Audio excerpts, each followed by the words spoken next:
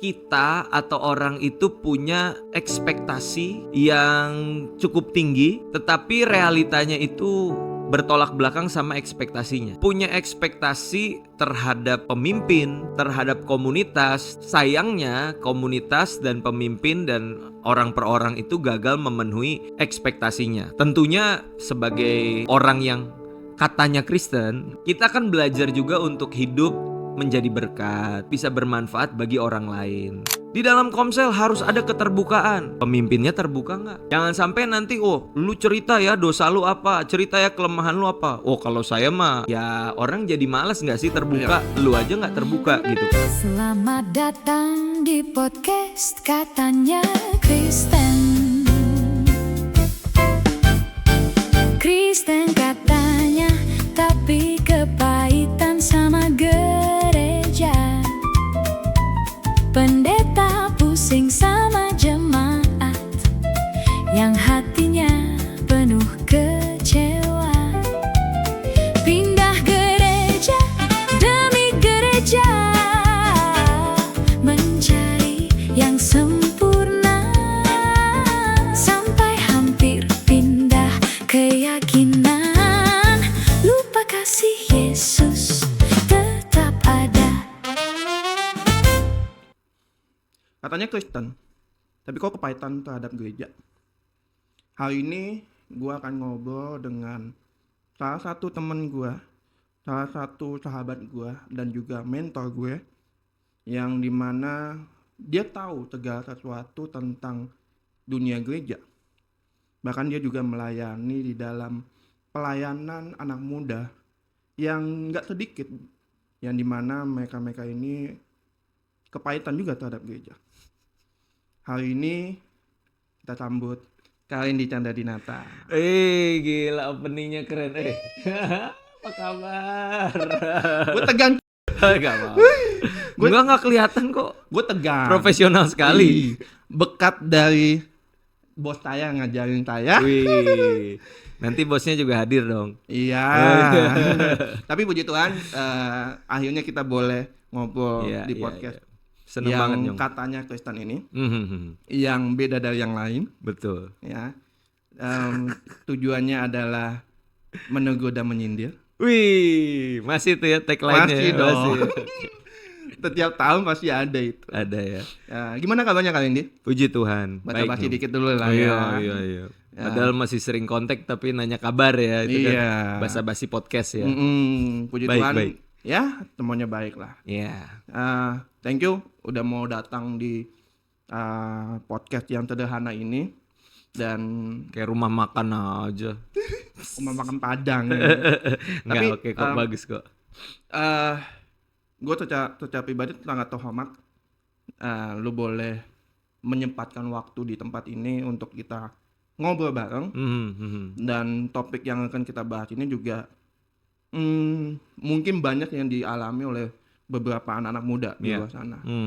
Dan ini juga jadi problem juga untuk beberapa gereja juga yang melihat bahwa kok banyak ya anak-anak ini yang udah nggak lagi gereja, udah nggak lagi aktif dalam pelayanan.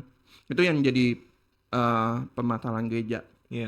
Tapi banyak gereja yang nggak mencoba mengetahui tentang anak-anak itu, kenapa mereka cabut dari gereja, kenapa mereka udah nggak aktif lagi dalam gereja.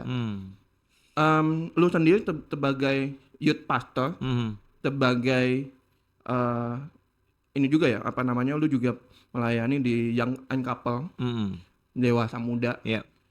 Tapi juga nggak sedikit juga lu melihat bahwa kok si ini udah nggak hadir lagi di dalam gereja, si ini udah nggak lagi aktif dalam pelayanan. Nah, lu sendiri secara pribadi sebagai istilahnya pemimpin youth-nya, apa sih yang mendasari mereka yang sudah tidak lagi aktif di dalam gereja? Sebenarnya kalau mau dicari dasarnya, akar permasalahannya itu kan banyak sebenarnya ya, buah-buah yang dihasilkan atau faktor yang membuat seseorang tuh merasa kecewa dan akhirnya pahit meninggalkan gereja. Ya let's say hal-hal mulai dari pertemanan, mulai dari pelayanan, percintaan dan lain. Loh, iya bener dong ya, dan lain sebagainya. Itu kan hal-hal yang bisa terjadi, gesekan, konflik, dan akhirnya membuat orang kecewa. Bisa juga karena kecewa terhadap pemimpin. Pemimpinnya dirasa kurang tegas atau kurang merangkul atau bahkan lebih jauh abusive. Nah, itu hal-hal yang bisa timbul ya dan membuat akhirnya orang itu kecewa dan meninggalkan gereja. Tapi menurutku ya, roots-nya atau akar permasalahannya sebenarnya adalah ketika kita atau orang itu punya ekspektasi yang cukup tinggi, tetapi realitanya itu bertolak belakang sama ekspektasinya. Oke. Jadi ketika dia berharap mestinya kan orang gereja seperti ini, tapi kok realitanya seperti itu. Nah, itulah yang membuat akhirnya seseorang menjadi kecewa dan meninggalkan gereja ketika ekspektasi nggak ketemu sama realita. Semakin ke sini semakin ke situ. Betul. Iya. Oke, itu lanjut. Iya, kurang lebih itu sih Nyong. Jadi kurang lebih. akar permasalahannya tentunya bicara tentang ekspektasi gitu. Oke, yang ekspektasi itu jemaatnya atau gerejanya? Tentunya jemaatnya ya. Jemaat Jemaatnya. punya ekspektasi terhadap pemimpin, terhadap komunitas, dan sayangnya komunitas dan pemimpin dan orang per orang itu gagal memenuhi ekspektasinya. Tentunya sebagai orang yang katanya Kristen, kita kan belajar juga untuk hidup menjadi berkat, hidup untuk kehadiran kita bisa bermanfaat bagi orang lain. Kalau ada orang yang kecewa karena kita, kan tentunya kita harus introspeksi diri dan mulai mengevaluasi kira-kira bagian mana ya dari hidup saya yang belum berkenan dan harus saya perbaiki. Tetapi problemnya kan kadang yang timbul itu justru sifat defensif, entah itu dari gereja, entah itu dari pemimpin, entah itu dari komunitas yang merasa iya kalau lu nggak cocok lu cabut aja gitu. Kayak diusir ya. Secara halus, Iya, secara kan? tidak langsung gitu. Jadi ketika ada orang yang kecewa, sikap pertama, respon pertama itu bukan mencari tahu kenapanya, ya, tetapi merasa kayak ya kalau lu merasa kecewa nggak masalah, cari aja tempat lain gitu. Gereja, komunitas ataupun orang per orang itu nggak punya sikap hati yang mau untuk introspeksi diri dengan rendah hati, mau mengakui oh mungkin ada hal-hal tertentu yang saya perlu perbaiki, saya perlu upgrade untuk pelayanan saya bisa jadi lebih baik kepada orang lain. Kan harusnya begitu. Gue tertarik dengan mengenai ekspektasi. Nah, apa sih yang bisa gereja lakukan kalau misalkan gereja itu mengetahui bahwa oh ternyata jemaat ini punya ekspektasi A, punya ekspektasi B, tetapi gereja tidak bisa mencukupi itu, gereja tidak memenuhi ekspektasi itu. Menurut lu pribadi, bagaimana cara gereja untuk menanggapi bahwa oh kami sebagai gereja belum bisa. Kita bicaranya belum bisa ya, bukan nggak bisa. Segala sesuatu bisa diusahakan, tapi gue bicaranya belum bisa untuk memenuhi ekspektasi dari jemaat. Ya kan? Nah, menurut pribadi gimana cara gereja supaya bisa menjelaskan ekspektasi itu supaya tidak ketinggian? Ekspektasi ketinggian ya, itu problem sih ya Mama. Ya. Nah, yang pertama tentunya ini yang nggak boleh nggak sih Nyong. Menurut gua gereja tuh harus buka ruang komunikasi. Jadi harus ada dialog antara pemimpin dengan domba-domba yang dia pimpin. Dia nggak boleh membudayakan satu budaya yang istilahnya itu kan zaman sekarang disebutnya tone deaf. Apa tuh? Tone deaf dalam bahasa Inggris tuh artinya kayak kalau dalam secara musik sih itu artinya buta nada ya. Misalkan bunyiin chordnya C, ya kan? Dia nyanyinya dari E. Kan fals tuh. Karena dia buta nada. Buta nada.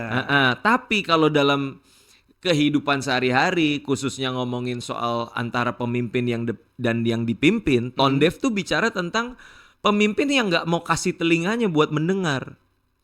Jadi Oke. si jemaat ini punya keresahan apa, dia cuek gitu. Bodoh amat Bodoh aja. amat, nggak peduli gitu loh. Yang penting ya udah cara gua, ini adalah kepemimpinan gua, ya lu nggak usah atur-atur gitu. Lu mau ikut kalau enggak ya cari aja pemimpin yang lain gitu. Iya, iya, iya. Nah, aku pikir ini yang perlu diperbaiki. Hal pertama yang perlu diperbaiki adalah cara kita mendengar. Dari gerejanya dulu nih. Dari ya. gerejanya, dia harus membuka ruang dialog gitu loh. Lu maunya apa sih? Gitu. Yang menjadi kebutuhan dan kerinduan lu tuh apa sih? Apakah kita sebagai gereja bisa memfasilitasinya? Itu kan? Ya nggak usah gereja deh. Let's say perusahaan, restoran, apapun gitu kan. Iya, Mereka benar. kan pasti pengen punya feedback nggak sih? Betul. Restoran yang paling bagus adalah restoran yang minta feedback dari customernya. Mereka nggak bilang gini, pokoknya kalau ada misalkan ada rambut di makanan pura-pura aja nggak ada ya, udah diem-diem aja, yang penting kelihatannya bagus gitu. Enggak kan? Iya, benar. Mereka pasti akan minta feedback dari customer service, tadi gimana makanannya, ada keluhan nggak. Tujuannya adalah supaya mereka bisa mengupgrade pelayanan gitu. Oke. Nah, makanya hal pertama tadi Nyong adalah buka ruang untuk komunikasi.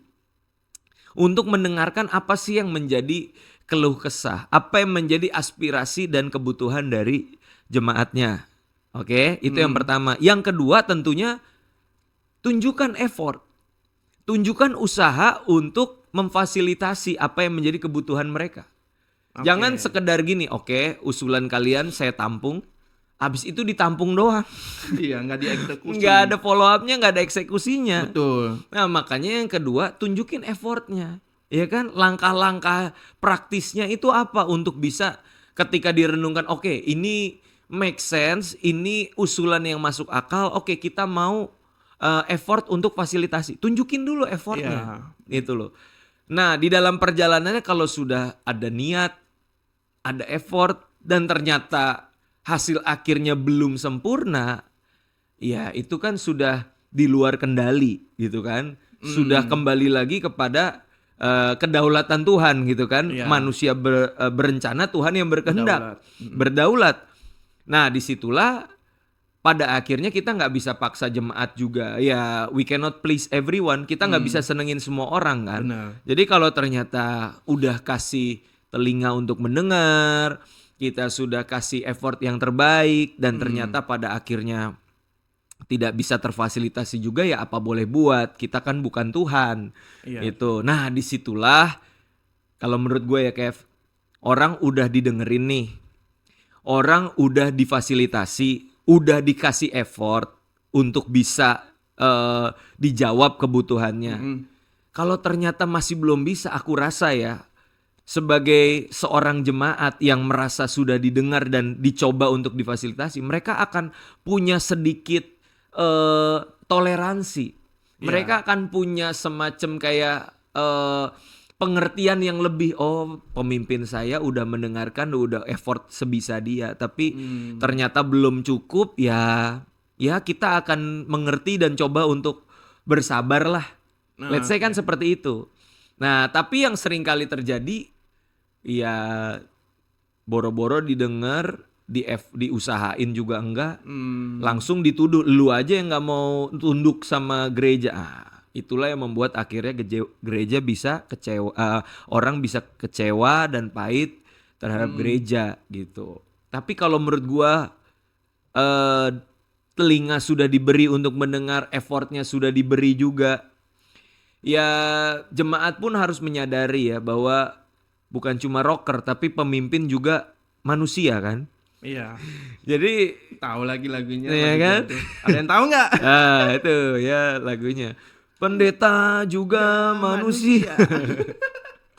Ya kan? Jadi mereka juga punya keterbatasan. Nah, disitulah kita menyadari bahwa yang namanya gereja sebagai organisme itu adalah kumpulan orang yang tidak sempurna, Nyong. Yes. Betul. Kumpulan orang yang sedang berobat jalan, ya enggak? Yes. Ibarat gereja itu kan satu rumah sakit yang sedang menampung orang-orang yang sedang berobat. Nah, kalau ini adalah kumpulan orang-orang yang tidak sempurna, ya artinya pasti gereja tidak ada yang sempurna. Betul. Ya, jadi kesempurnaan hanya milik Tuhan gitu Mau kan. pengen nyebut Kata Aldi Taher kan begitu. ya. Iya. Nggak usah nyinggung sebelah deh. Nah, makanya jadi aku rasa kalau pemimpin gereja sudah melakukan bagiannya, lalu jemaat juga sudah melakukan bagiannya yaitu menyuarakan, dan harusnya sih ketemu ya jalan tengahnya gitu. Oke. Harusnya seperti itu. Tapi gini loh Kak, Hmm.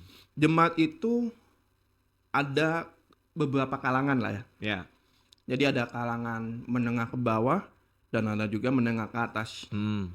Ada pemimpin gereja yang dia itu mendengarkan aspirasi dari jemaatnya, dia mau ini, dia mau pengen itu. Tapi dari seorang gembala sendiri, dari seorang pemimpin gereja sendiri, dia hanya mendengarkan orang-orang yang kalangan menengah ke atas.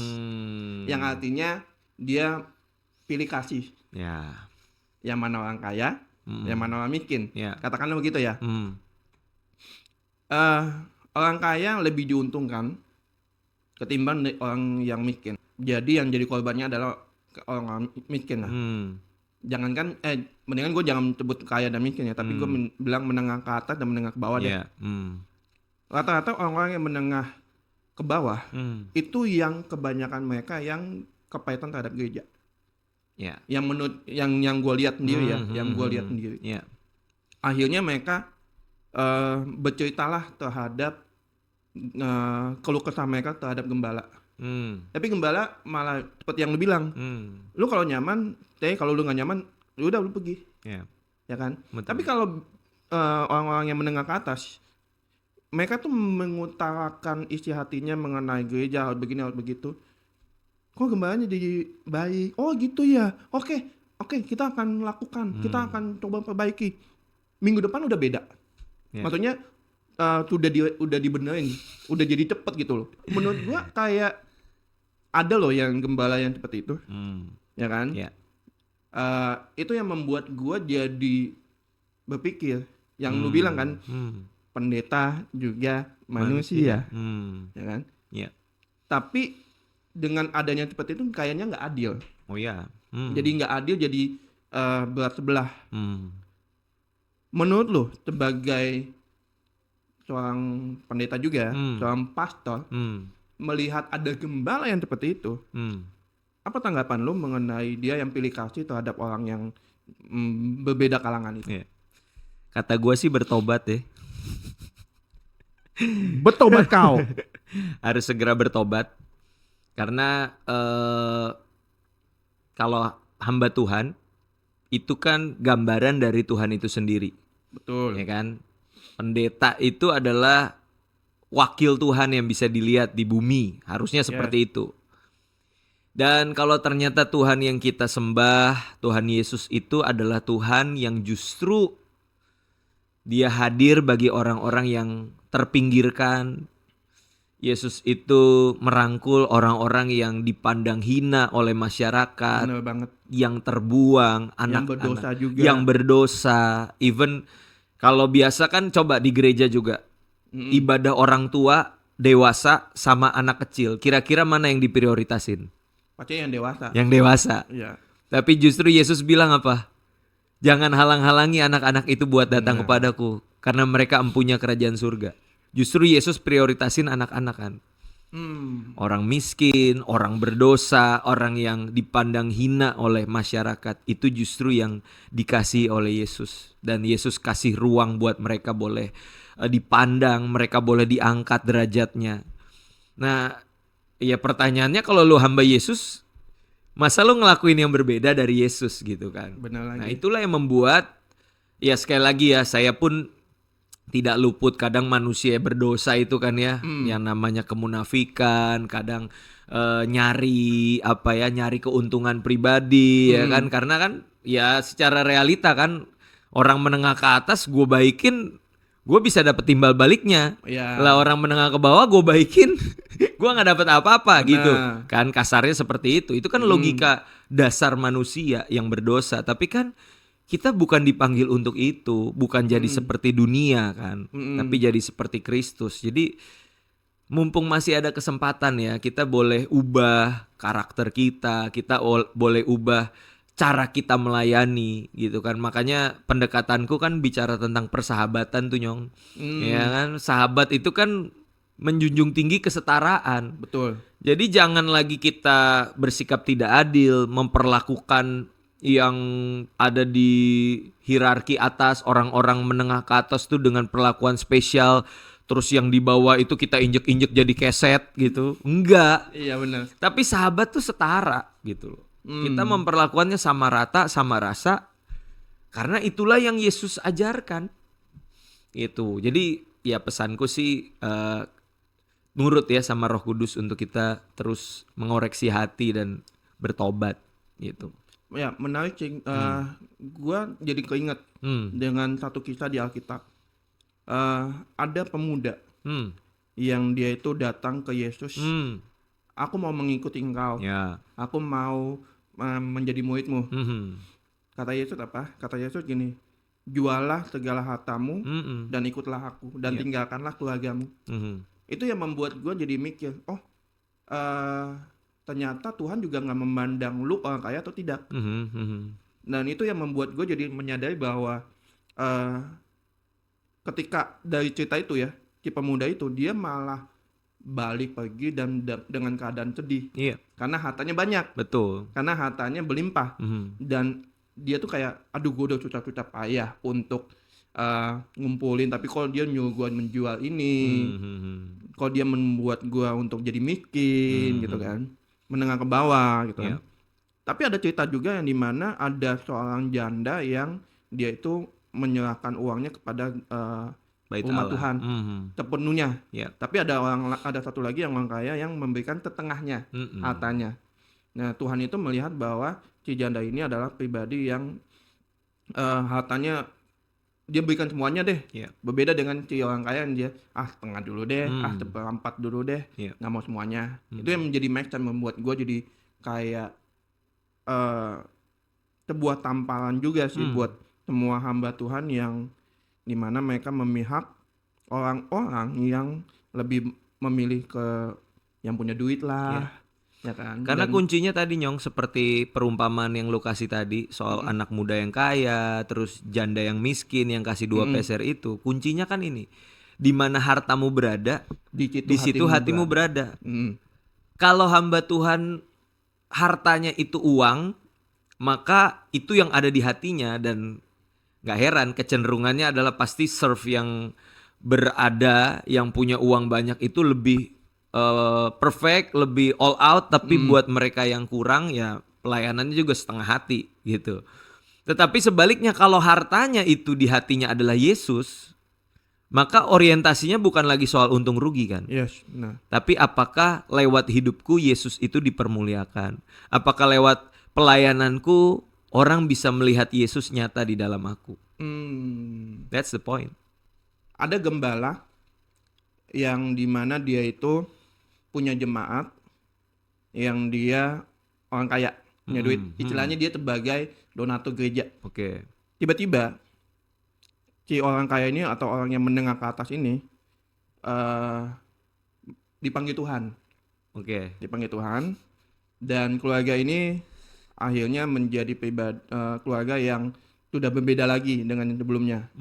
Sudah tidak bisa lagi jadi donatur karena si soal ini kita hidup ya. Ini karena gue dengar langsung. Ayahnya, papanya itu dia sebagai sosok yang ditegani. Dia sebagai sosok yang dihormati oleh gereja. Nah, tindakan dari gembala ini melihat bahwa udah nggak jadi donatur nih, udah nggak bisa jadi penumpang keuangan gereja nih. Sudut pandangnya jadi berbeda, ya kan? Sudut pandangnya, POV-nya udah berbeda, sehingga apa? Keluarga yang ditinggalkan oleh si papa ini dikucilkan, dan si gembala ini jadi tidak lagi memfokus sama keluarga ini lagi. Itu yang jadi menurut gua jadi miris, sehingga banyak gosip-gosip yang nggak enak lah dalam terhadap keluarga ini. Itu yang membuat gua jadi sedih terhadap gembala-gembala itu yang tidak tidak bertahan dengan jemaat yang punya masa hidup yang berubah. Ya. Ya kan, ini yang membuat diri gue jadi khawatir dengan mereka ini. Ya itu satu teguran dari Tuhan tentunya buat para gembala khususnya ya. Kemarin aku sempat baca kitab Yehezkiel. Yehezkiel tuh disuruh Tuhan untuk menegur gembala-gembala yang cuma berfokus kepada domba-domba yang tambun. Domba-domba yang bulunya banyak, yang dagingnya oke, ternyata buat dipotong. Jadi hanya dipakai untuk dimanfaatkan untuk kepentingan pribadinya. Oh iya lagi benar. Nah, itu yang membuat Tuhan menjadi geram, menjadi kecewa, dan dikatakan kalau lu nggak bisa gembalain domba-domba lu, sini gua aja deh yang gembalain, kata Tuhan. Gua aja yang gembalain langsung. Dan akhirnya ada nubuatan tentang kedatangan sang gembala yang sejati, yaitu Yesus Kristus gitu loh. Tetapi sebelumnya ada teguran yang mengatakan bahwa ya lu gembala jangan pilih-pilih domba yang gemuk lu ladenin, domba yang kurus lu telantarin gitu. Iya. Tetapi lu mesti jadi gembala yang bisa hadir untuk semua kalangan kayak gitu. Gue menemukan sebuah riset ya, karena kan gue juga berteman baik dengan salah satu orang yang bekerja di bilangan riset. Oke. Dia mengatakan bahwa anak-anak muda, kita bicarakan soal anak-anak muda ya, Iya. karena kan anak-anak muda adalah sosok yang bisa meregenerasi pemimpin-pemimpin gereja yang sudah lama. Dia menjelaskan ke gua mengenai kenapa anak-anak muda itu mau bertahan di gereja, karena komunitasnya, Ya. karena kehangatannya, Hmm. karena ada penerimaan. Ya. Kalau ada penerimaan, otomatis pasti ada yang penolakan, Mhm. ya kan? Mhm. Nah, jadi yang temen gue ini katakan bahwa ada riset bahwa event atau penyembahan atau kegiatan gereja itu tidak melulu untuk membuat jemaat itu bertahan. Ya. Artinya kok mulai dari komunitas kecil dulu dong. Gue pernah datang ke gerejanya Kak Randy, gue juga lihat kelompok selnya seperti apa, konselnya itu gue akui sangat keluarga banget, ya kan. Dan gue melihat itu sangat-sangat baik. Ya. Tapi di luar sana ada yang tidak seperti itu. Menurut lu, sebagai istilahnya seorang pendeta, seorang pastor, bagaimana cara lu untuk mendidik, bukan mendidik ya, jatuhnya untuk bisa membuat sebuah komsel itu baik, komsel itu nyaman, komsel itu hangat dan penuh penerimaan. Menurut lu apa yang perlu dilakukan oleh komsel itu? Iya, tentunya yang pertama satu komsel atau satu komunitas bisa ada itu tergantung dari apa yang diajarkan, dibagikan oleh pemimpin. Nilai-nilai apa yang mau ditanamkan dan dibangun di dalam sebuah komunitas. Jadi kuncinya itu adalah seperti apa seorang pemimpin itu mau membangun komunitas yang ada. Komunitas yang indah. Iya, betul. Apakah dari nilai-nilainya, penerimaannya, keterbukaannya, bagi hidupnya. Nah, itu kan diajarkan, ditanamkan nilai-nilai itu. Tetapi yang gak kalah penting dari sekedar diajarkan adalah dihidupi, diteladani. Nah, komsel. Oke, ayo kita ikut komsel. Pemimpinnya komsel gak? Oke, pemimpinnya juga ikut komsel. Di dalam komsel harus ada keterbukaan. Pemimpinnya terbuka nggak? Jangan sampai nanti, lu cerita ya dosa lu apa, cerita ya kelemahan lu apa. Kalau saya mah si paling kuat, si paling lah, si paling bener. Ya orang jadi malas nggak sih terbuka? Lu aja nggak terbuka gitu kan? Beranilah untuk terlihat rapuh di hadapan orang-orang yang kita pimpin. Kan sekali lagi tadi, pastor juga manusia kan, punya keterbatasan. Ya. Di dalam komsel it's okay kok buat share itu. Karena dari keterbukaan itu kan nanti ada bonding. Ada saling mendoakan, saling support. Oh, ternyata pemimpin saya itu bukan Superman yang selalu bisa ada dan hadir ya. Kadang kita pun yang harus hadir untuk doain dia, untuk support dia gitu. Dan itu bisa terjadi di dalam komsel gitu. Ada penerimaan, pengampunan. Ya, let's say di dalam Komsel ada gesekan, ada konflik. Lah kalau pemimpinnya aja nggak mau mengampuni dan nggak mau melepaskan kesempatan kepada orang lain, ya Komsel itu akan terbentuk dengan pola yang sama gitu. So selain nilai-nilai yang ditanamkan, kehadiran sang pemimpin dan juga keteladanan itu yang membentuk akhirnya Komsel itu bisa berjalan dengan baik, Nyong. Makanya gue di tengah kesibukan hari Minggu, tau lah ya pelayanan. Sabtu Minggu juga. Ya, ngangengong gitu kan kesana kesini. Saya tahu Anda.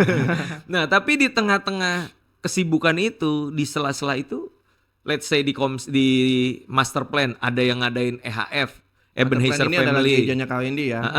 Youth dan yang Enproku kan master plan, dan itu kalau ada Komsel, aku bela-belain di tengah jadwal let's say jam 10, nanti lanjut lagi jam 3. Ada jam 1 aku samperin. Sekedar untuk duduk, makan siang, dengerin mereka ngobrol gitu. Ya sesekali misalnya ditanya kalau menurut Kak Randy gimana, kasih masukan. Kan itu menjadi sebuah sebuah awareness juga buat teman-teman yang lain bahwa artinya lu mencoba hadir. Yes. Gitu. Di tengah kesibukannya leader gue coba untuk hadir dan dia mendengarkan juga apa yang menjadi pembahasan kita di Komsel. Nah, aku pikir itu akan menjadi nilai plus yang membuat komunitas itu akan menjadi kuat kekeluargaannya. Kayak gitu, Nyong. Ada momentum di mana gua datang ke klub, datang ke bar. Klub sepak bola maksudnya? Oh bukan ya? Oh klub, dong. ya, oke.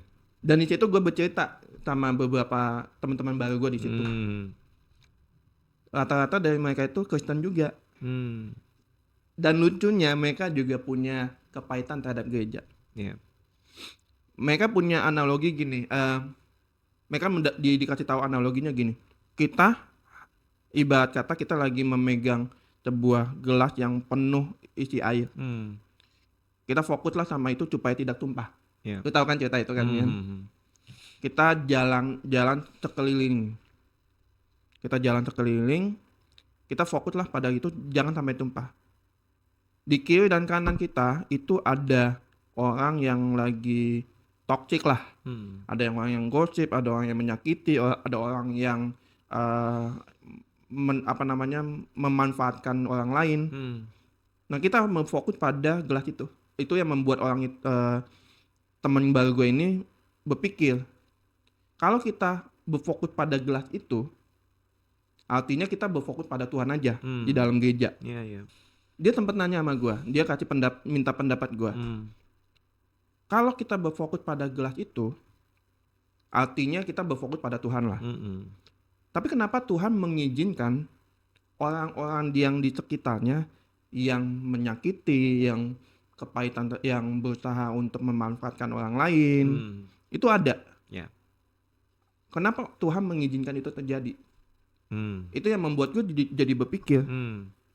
Analogi ini ya oke, ini buat orang-orang yang kepahitan terhadap gereja yang dimana udah lu fokus aja, lu fokus pada Tuhan aja, lu datang ke gereja fokus sama Tuhan. Tapi Tuhan mengizinkan jemaat itu untuk memperlihatkan ini loh, ada sosok manusia yang seperti ini, A, B, C, D, dan yang dengan apa adanya manusia ini. Itu yang membuat pribadi itu, membuat teman baru itu yang bertanya-tanya kenapa Tuhan izinkan itu.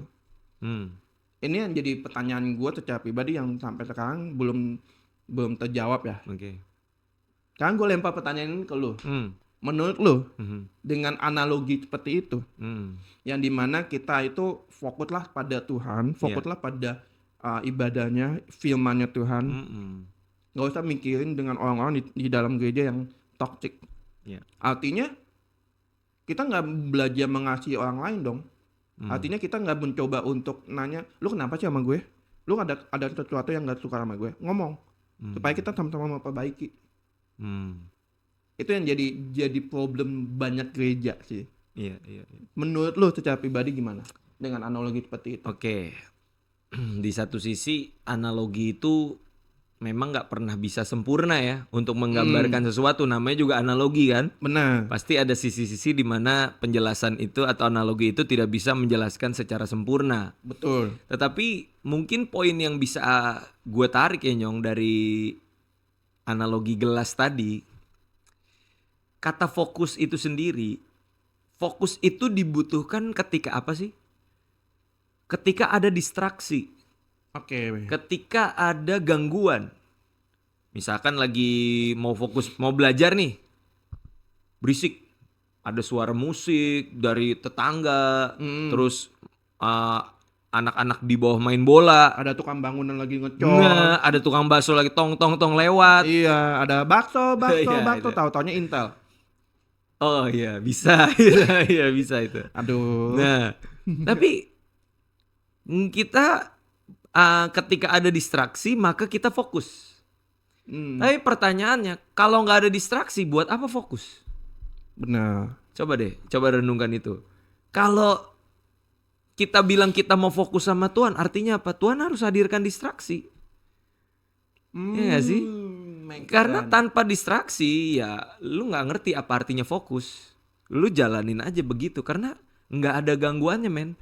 Tapi kalau udah ada mulai gangguan, mulai ada mungkin ada yang mencaci, ada yang memfitnah, ada yang menyakiti, difitnah saya diam. Oh bukan, beda.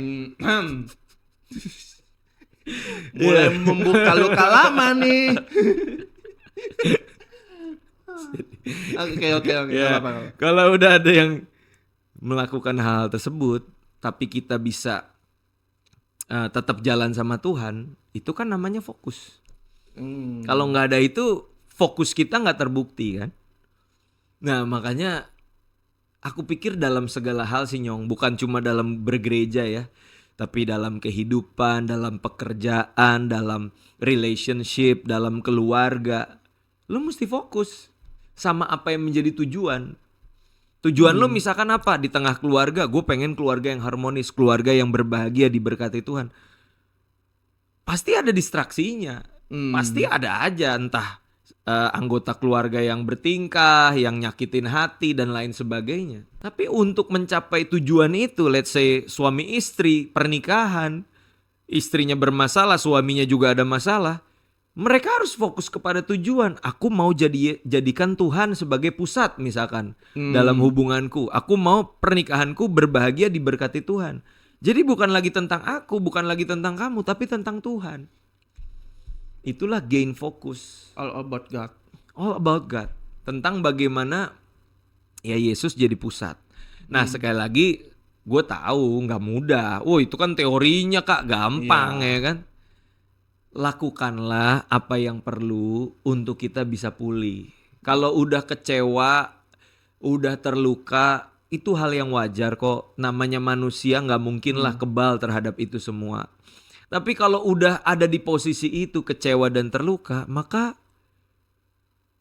dalam beberapa waktu tertentu kita mesti berpikir kembali. Bagaimana caranya saya bisa pulih ya?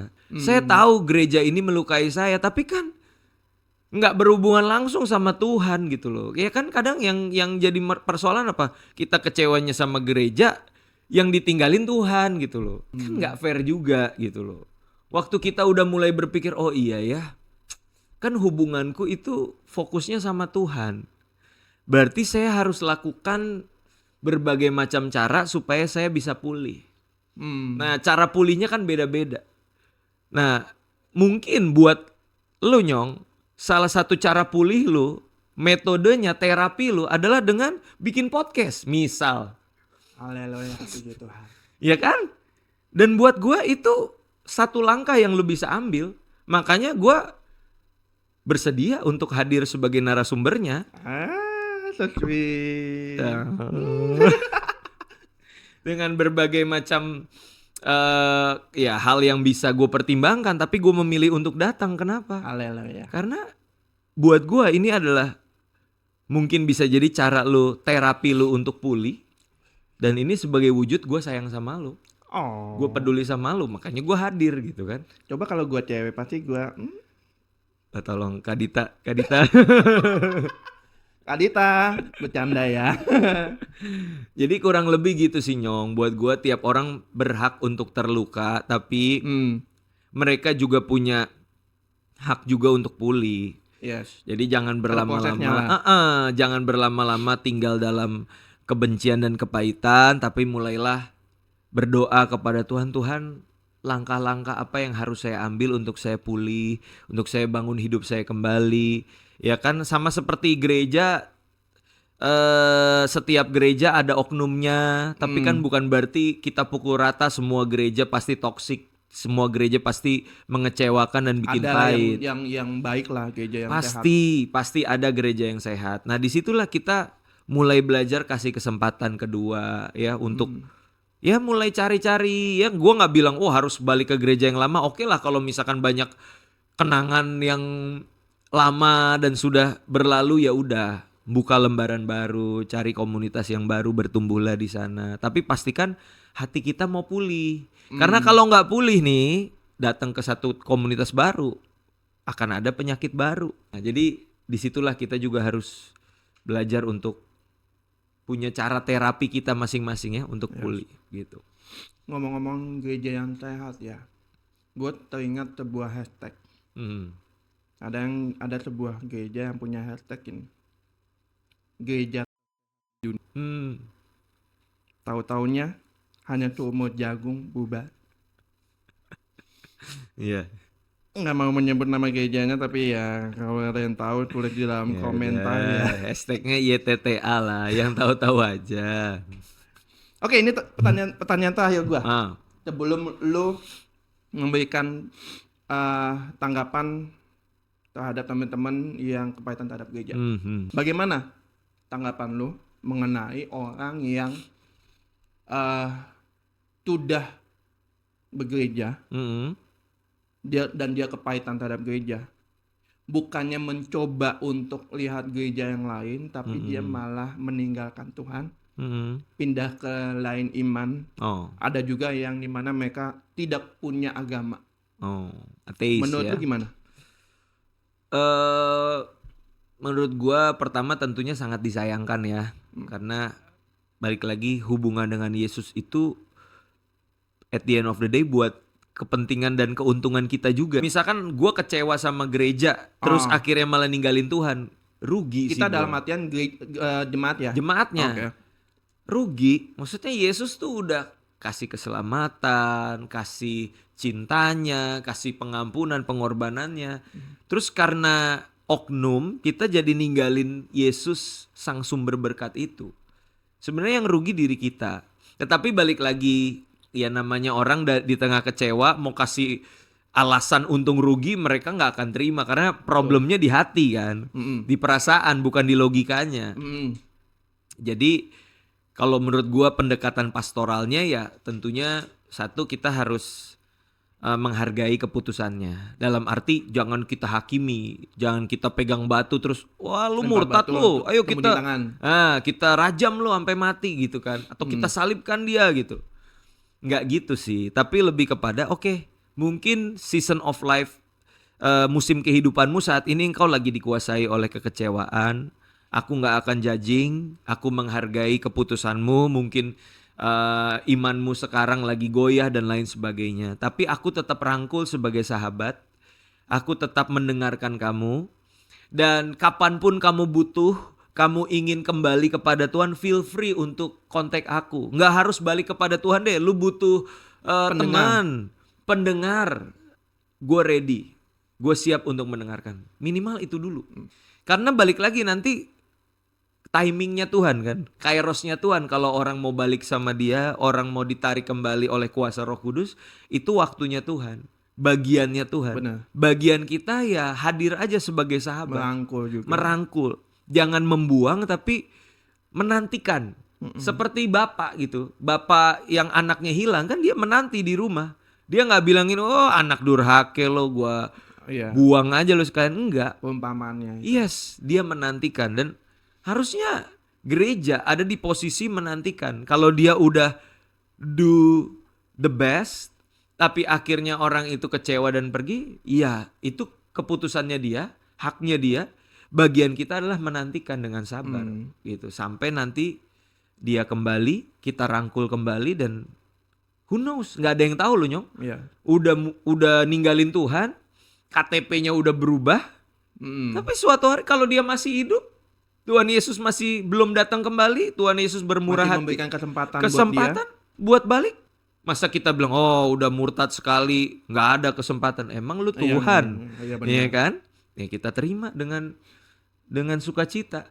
Pintu Gitu. masih terbuka Pintu selama masih- dia masih hidup. Yes, Sebelum dia dipanggil Tuhan, sebelum menyesal lah istilahnya. betul. Gitu. Jadi menurutku disayangkan iya, tapi jangan juga kita tolak, jangan kita buang. Tetap buka tangan untuk menerima dan merangkul kembali.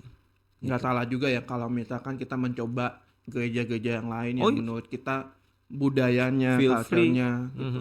Karena Ya. gereja kan punya Tuhan.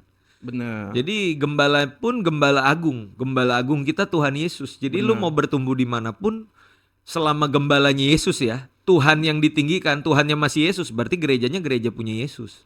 Lu mau bertumbuh di mana, feel free. Yang penting lu pulih, sembuh, dan pada akhirnya decide, harus memutuskan juga bertumbuh Iya. di satu gereja lokal, jangan GJJ kan, sampai akhir hayat gereja jalan-jalan, sayang juga. Gereja jalan-jalan dong. Iya. Gue kayak teringat diri gue sendiri dengan gereja jalan-jalan. deh. Aduh, iya lagi. tapi kan itu prosesnya, gue Betul, hargai lah. pengalaman proses lu. juga. Bukan berarti gue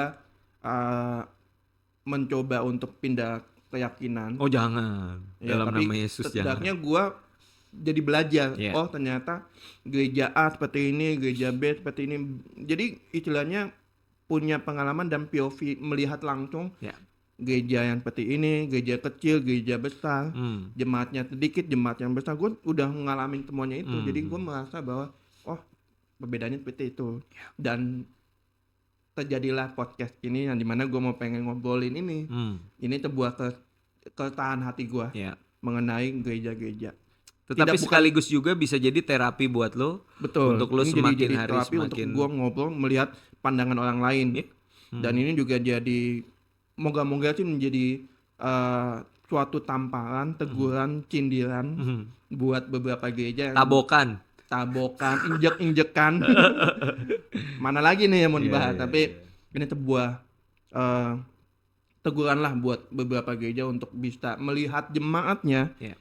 mencoba mendengarkan aspirasinya dan Amin. mencoba untuk menjawab kalau bisa usahakan menjawab ekspektasi mereka. Ya. Ada tanggapan nggak? Ada pesan nggak buat teman-teman di luar sana yang mereka itu kepahitan terhadap gereja dan ajakan lo untuk mereka untuk kembali lagi ke gereja seperti apa? Ya. Tentunya semua punya hati dan pasti pernah kecewa, pernah terluka. Apa yang dirasa, dialami itu valid adanya. Tetapi satu hal, kita sebagai manusia, khususnya orang-orang yang sudah percaya kepada Yesus, fokus kita kan tentang mengasihi Yesus. Dan waktu kita bilang I love Jesus, satu hal yang kita gak bisa enggak, you cannot hate what Jesus love. Lu gak bisa benci apa yang Yesus cintai. Kalau Yesus cintai manusia, sesama, gerejanya, komunitasnya, maka kita gak punya hak untuk membenci komunitas itu terus-menerus, gereja terus-menerus. At the end of the day, karena aku mengasihi Yesus, aku memilih untuk pulih. Dan aku akan berdamai dengan keadaan, aku akan berdamai dengan masa lalu, dan aku akan memilih untuk mencari ya, komunitas, mencari gereja untuk aku bisa kembali bertumbuh, kembali mengasihi, kembali terluka mungkin, tapi di situ kembali untuk mengampuni, kembali untuk bertumbuh. Dan dari situ hidup kita akan menjadi semakin diserupakan dengan Yesus yang sekalipun terluka tapi tetap mengasihi. Jadi semangat ya teman-teman. Kecewa bukan akhir, tapi itu adalah kesempatan untuk pulih dan bertumbuh.